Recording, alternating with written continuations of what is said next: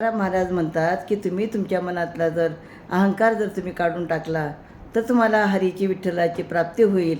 आणि म्हणून काय म्हणतात ते बघूया.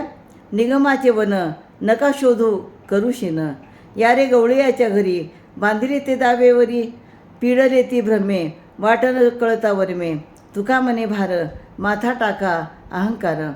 तर निगमाचे वन म्हणजे वेदरूपी अरण्य व त्यामध्ये हरीला शोधण्याचा व्यर्थ शीन करून घेऊ नका.